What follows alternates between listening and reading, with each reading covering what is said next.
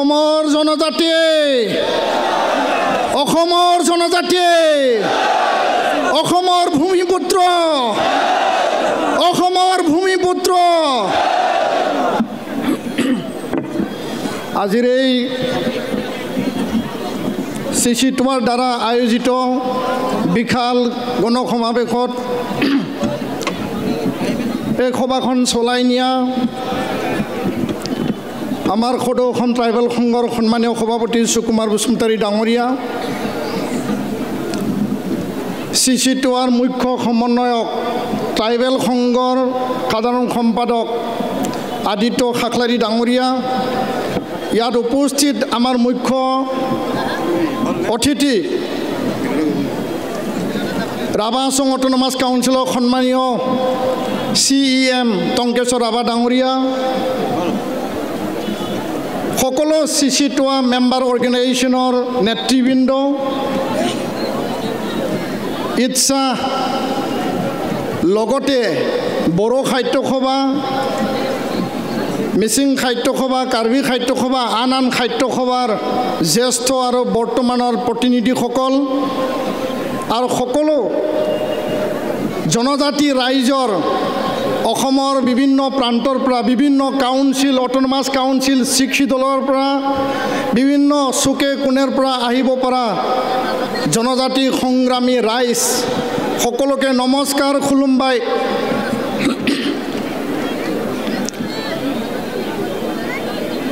আজি মাত্ৰ ট্ৰেইলাৰে হৈছে, ট্ৰেইলাৰ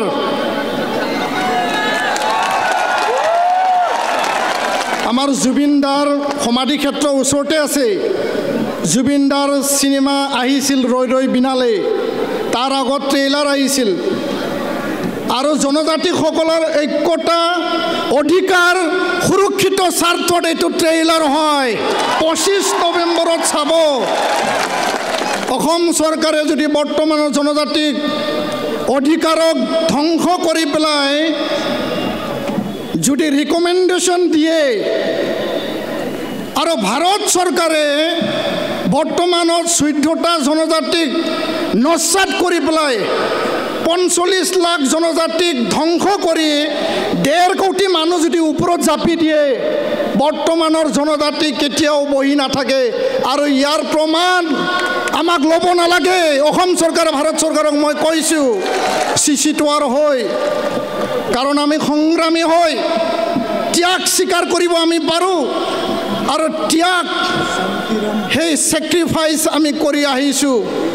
নিজ নিজ জাতি জনগোষ্ঠী সংগ্ৰামৰ মাজেৰে অসমৰ জনজাতিসকলৰ ভৱিষ্যত আৰু সুৰক্ষিত ভৱিষ্যতৰ কাৰণে যি ধৰণে ৰূপনাথ ব্ৰহ্ম, বডফা উপেন্দ্ৰনাথ ব্ৰহ্ম আৰু যি ধৰণে কাৰ্কচন্দ্ৰ দলে, যি ধৰণে যাদৱ চন্দ্ৰ খাখলাৰী, এইসকল মহান নেতা, ভীমবৰ দেউৰী ডাঙৰীয়াই আৰু বহুতো নেতা আছে, সেই নেতাসকলে আমাৰ সুৰক্ষিত ভৱিষ্যতৰ কাৰণে ট্ৰাইবেল লীগ জন্ম দি পেলাই জনজাতি বেষ্টনী আবেষ্টনীৰ লগতে জনজাতিসকলৰ সুৰক্ষিত ভৱিষ্যত, এই জনজাতিসকল সহজ সৰল, সজা চিধা সাধাৰণ, এই কথাটো চিন্তা কৰিয়ে B.R. আম্বেদকাৰ ডাঙৰীয়া, যি B.R. আম্বেদকাৰ, ভীমৰাও আম্বেদকাৰে সংবিধান প্ৰণেতা, সংবিধান ৰচনা কৰিছিল আৰু ভাৰতত থকা জনজাতিসকলক সুৰক্ষাৰ স্বাৰ্থত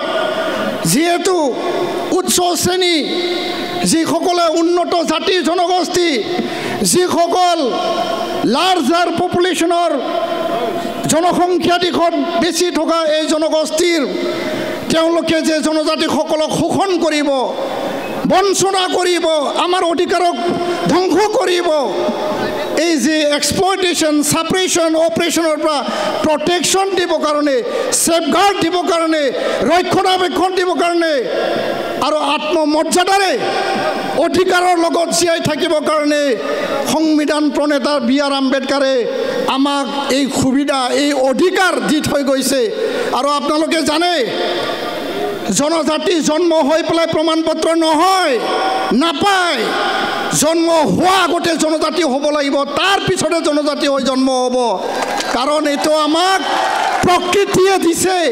যিসকলক ব্ৰিটিছৰ শাসন আছিল, যি সময়ত ভাৰত মহাত্মা গান্ধীৰ আন্দোলনৰ যোগেদি ভাৰত স্বাধীনতা লাভ কৰিলে তাৰ পিছত আমাক অধিকাৰ দিলে এই অধিকাৰৰ আগতে আমি অসমৰ ভূমিপুত্ৰ এই জংগল আমি কাটিছো জংগল ৰক্ষণাবেক্ষণ কৰিছো আৰু এই অসমখনৰ ভূখণ্ডক আমি সুন্দৰকৈ সজাই পেলাই ভৱিষ্যতৰ কাৰণে এই ভূখণ্ডখন আমি ৰক্ষণাবেক্ষণ কৰি আহিছো আৰু প্ৰকৃতিয়ে আমাক জনজাতিৰ স্বীকৃতি তাহানিবা দিছে হাজাৰ হাজাৰ লাখ বছৰৰ আগতে আৰু ইয়াৰ পিছতে ভাৰতৰ সংবিধানে আমাক এই স্বীকৃতি প্ৰদান কৰিছে মই ইয়াৰ কাৰণে ক'ব বিচাৰোঁ যে ৰাজনীতিক স্বাৰ্থত ৰাজনীতিক লাভালাভৰ স্বাৰ্থত 2014-16 হওক 2019-ত কা আন্দোলন প্ৰতিহত কৰাৰ স্বাৰ্থত 2025-ত 2026-ত বিধানসভা নিৰ্বাচনক লৈ যদি এই কথা চিন্তা কৰিছে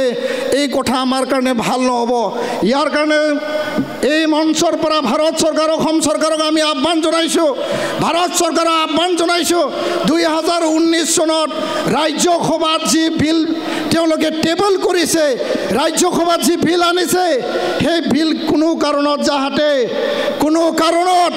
যাহাতে সেই বিল পাছ নহয় তাৰ কাৰণে অসমৰ বৰ্তমানৰ জনজাতিসকল আমি দাবী জনাইছোঁ আহ্বান জনাইছোঁ আমি স্পষ্ট ভাষাৰে কৈছোঁ চিধা ভাষাৰে কৈছোঁ আমি কোনো জাতি জনগোষ্ঠীৰ বিৰোধী নহয় ছয় জনগোষ্ঠীৰ বিৰোধী আমি নহয় তাহাঁতৰ লগত আমি সামাজিক সংঘাত বিচৰা নাই তেওঁলোকৰ লগত আমি সংঘাত আমি বিচৰা নাই কাৰোক আমি হিংসা আমি নিবিচাৰোঁ কাকো আমি অন্যায় নকৰোঁ কিন্তু কথাটো হ'ল স্পষ্ট যে অধিকাৰ ল'বলৈ যাওঁতে অধিকাৰৰ কথা ক'বলৈ যাওঁতে আমাক আঙুলি দেখুৱাই পেলাই যাতে কথা নকয় কাৰণ আমি কাৰো ক্ষতি কৰা নাই কাৰো হিংসা কৰা নাই কাৰো অন্যায় আমি কৰা নাই এই কথাটো মই স্পষ্ট আকাৰে কৈছোঁ সন্মানীয় সংগ্ৰামী ৰাইজ এই কথাটো স্পষ্ট যে 8 বাৰ RGI ৰেজেক্ট কৰাৰ পিছত আৰু বিভিন্ন বক্ৰ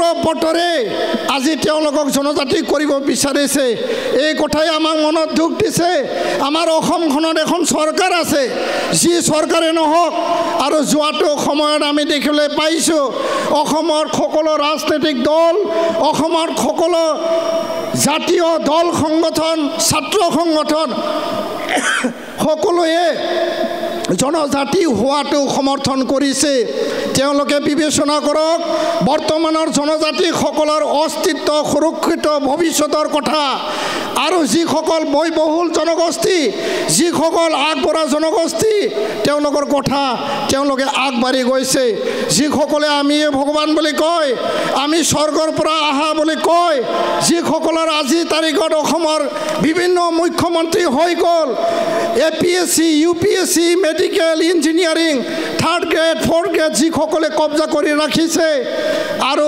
বৰ্তমানৰ অট'নমাছ কাউন্সিল এই কাউন্সিলৰ যিখিনি মেম্বাৰ এই কাউন্সিলৰ পঞ্চায়ত সেকশ্যনেল কাউন্সিলৰ VCDC এই কাউন্সিলৰ MCLA আৰু এছেম্বলি পাৰ্লিমেণ্ট যিসকলে দখল কৰি পেলাই আমাক ধ্বংস কৰিব তেনে এটা পৰিৱেশত আমি কোনটো বিনিময়ত কোনটো পৰিৱেশত আমি জীয়াই থাকিম এই কথাটো অসমৰ ৰাইজে বিবেচনা কৰিব লাগে কোনো ট্ৰাইবেল ষ্টেটৰ কনচেপ্ট নাই ভাৰত সংবিধানত কোনো ট্ৰাইবেল ষ্টেট অনুপ্ৰৱেশকাৰী বাংলাদেশী ৰক্ষণাবেক্ষণৰ পৰা তেওঁলোকে বাংলাদেশীৰ পৰা পৰিত্ৰাণ পাবৰ কাৰণে অসমখনৰ সুৰক্ষাৰ স্বাৰ্থত আমাক জনজাতি কৰিব লাগে বুলি এটা ধাৰণা দিছে এই মন্ত্ৰ এই ষড়যন্ত্ৰ ধাৰণাৰ বাদে একো নহয় সুৰক্ষিত যদি ভৱিষ্যত আনিব লাগে সংবিধানত থকা অসমত আইন আছে আইনৰ অধীনত ভাৰতৰ আইন আছে আইনৰ অধীনত আমাক সুৰক্ষিত কৰক আৰু এই সুৰক্ষিত ভৱিষ্যতে বাস্তৱসন্মত সুৰক্ষিত ভৱিষ্যত হ'ব তো ইয়াৰ কাৰণে মই দীঘলীয়া ক'ব বিচৰা নাই সকলো ৰাইজে আজিৰ পৰা যাই পেলাই নিজৰ অঞ্চলত সভা সমিতি কৰিব আৰু ইয়াৰ পিছত কোকৰাঝাৰত এখন বিশাল ৰেলী হ'ব জোনাইত এখন বিশাল ৰেলী হ'ব ইয়াৰ পিছত মৰিগাঁৱত হ'ব দুধনৈত হ'ব ডিফুত হ'ব আৰু উজনি অসমত ডিব্ৰুগড় নহ'লে শিৱসাগৰত আমি বিশাল সভা আয়োজন কৰিম আমি দেখুৱাই দিম যে জনজাতিসকল শক্তিশালী মাত্ৰ নহয় অধিক শক্তিশালী হয় আৰু অসমখনক চাৰিসীমা যদি জনজাতিসকল যদি নাথাকে এই অসম কেতিয়াও সুৰক্ষিত নহয়। এই কথাটো মই স্পষ্ট আকাৰে ক'ব বিচাৰিছোঁ।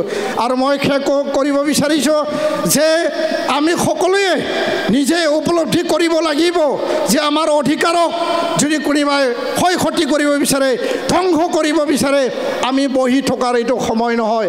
ইয়াৰ কাৰণে মই সকলো অটোনমাস কাউন্সিল সকলো 6 শিডিউল কাউন্সিলক আহ্বান জনাইছোঁ, আজি যি ধৰণে টংকেশ্বৰ ৰাভা ডাঙৰীয়া আহিছে তেনেধৰণে সাহস কৰি পেলাই এই মঞ্চত আহক।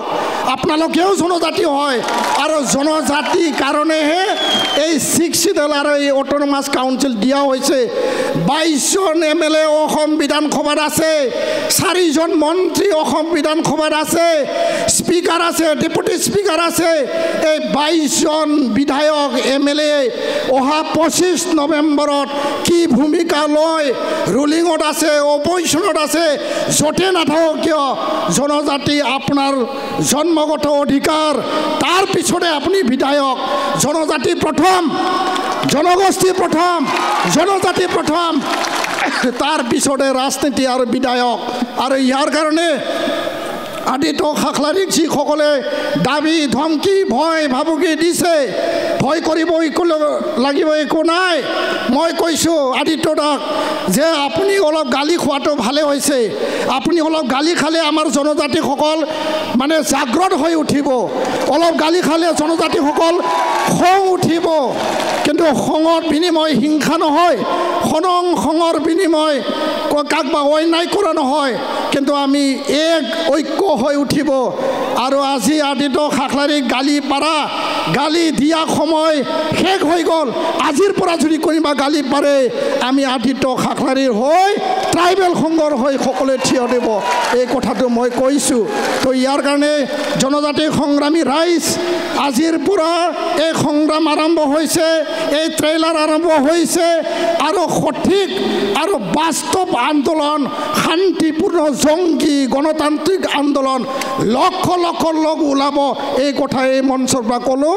ভাৰত চৰকাৰ, অসম চৰকাৰক সকীয়াই দিছোঁ, জনজাতিক ধ্বংস কৰি যিকোনো বিনিময়ত ৰাজনীতিক স্বাৰ্থত যি জনজাতিকৰণ কৰিব ওলাইছে তাৰ পৰা বিৰত থাকক আৰু নিজে উপলব্ধি কৰক ইয়াৰ দ্বাৰা কোনো ৰাজনীতিক লাভালাভ নহয়। বৰঞ্চ অসমখন ইতিহাসৰ পুনৰাবৃত্তি কৰিব নালাগে।